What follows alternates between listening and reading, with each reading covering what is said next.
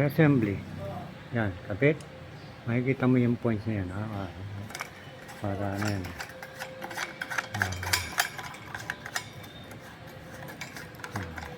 Turn, counterclockwise. Kaliwa. Ayan, ganito yun eh. Para ano, clean, malinis na siya. Ngayon, pasok mo ito. Then, yan, may tatlong ano yan. Lock. 1, 2, 3. Pinaka-guide yan. Then, fixed by the lock nut ng kanyang ano, itong kanyang grill cover, rear cover ng electric fan yan. Tight it gently, huwag naman yung sobrang tight, mababasag. Gently tight lang yan, ganyan. Yung just gently tight. What don't apply too much pressure to tighten, otherwise masira itong ano, lock nya. And then tignan mo yung half moon cut ng kanyang ano, fan blade. Ayan naka half moon cut siya. Hanapin mo yung half moon cut ng ano, ng shaft. Ayan, ito yung pinaka kanya boundary ng kanyang fan blade, yung lock niyan. Meron tayong butterfly lock o half moon lock. Yan, washer, half moon lock washer. Tapos ikabit natin to pag nakita na natin itong half moon cut nya. Ito half moon cut, and then tingnan natin dito. Ayun ayun siya. Imamatch natin ngayon ito sa half moon cut. Yan yan. Hanapin natin yung ganyan lang. Ayan, kitang-kita naman siya. Ayan good. Natapos, kung ang lock niya ng grill cover ay clockwise, ito naman baliktad kasi umiikot ito eh. So ang paigpit naman ito pakaliwa, counterclockwise. Yan. Bakit? Why is it tightened with a counterclockwise lock? Why? Because the pump blade turns clockwise. Kapag tinira natin siya ng habang umiikot yung electric fan, pagka nilock mo siya ng clockwise din, so luluwag, matatanggal yung pump blade. So very simple. Kaya ganun yan. Kaya may nakalagay nito arrow loose in this direction, clockwise, and fasten ganun yung direction. Alright, so pakaliwa siya ang higpit ng lock na ito para hindi matanggal yung pump blade pagka umikot na. Ganun lang yan, simple, very simple. Itong dinidiscuss natin ngayon, yung simplest way lang, yung pinakasimpleng paraan lang kung paano linisin yung electric fan regularly. Tapos ito, pinakasimple lang ng lock nitong kanito electric fan. So, sabit mo muna. Pagka naisabit na, then makikita mo ito, pinipress lang yan. Just press. O yun, press.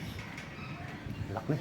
Then another lock, just press with your thumb mark finger. Ayan, ganyan. Nakalock na. Sa ilalim, just press.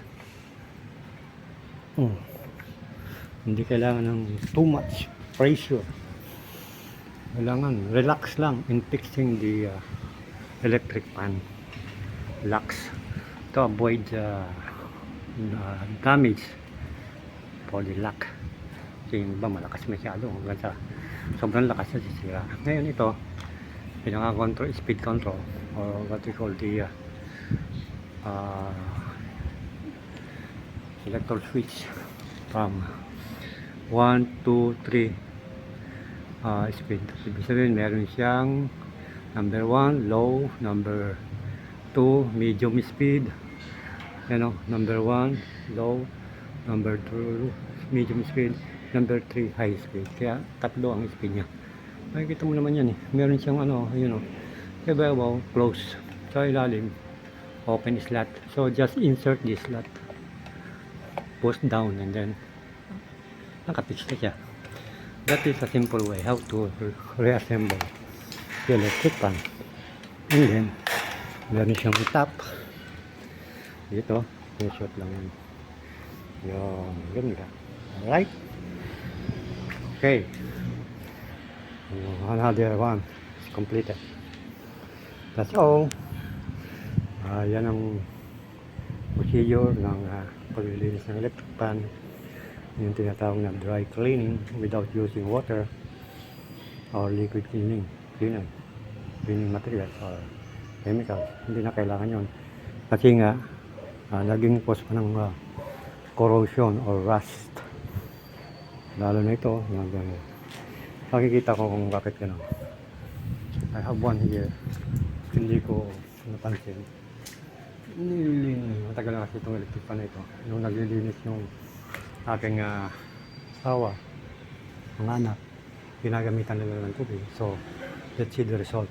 Ayan, this is the result of using water cleaning the electric fan grills. Nagkakaroon sila ng corrosion. Why? Kasi nga after cleaning using water, mabango, malinis talaga. But the result is, ayan, nagkakaroon ng corrosion. So kaya dapat linisin ng tubig siya. Okay, good, go, no, wala namang problema. Clean with water, and sometimes they reuse the soap para malinis na malinis.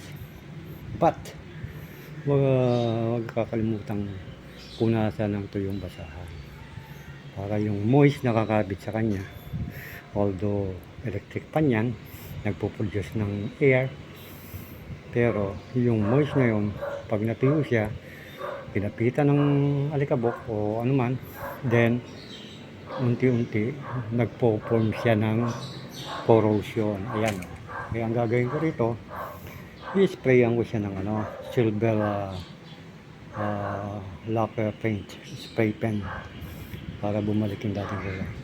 And at the same time, ito, tinatanggal yan. May lock sa loob. Ganon. Ganon. Yan, katulad ng ginawa kanina. Lahat yan, pati yan, tinatanggal yan. Itong cover. All the parts that could be removed, tinatanggal yan.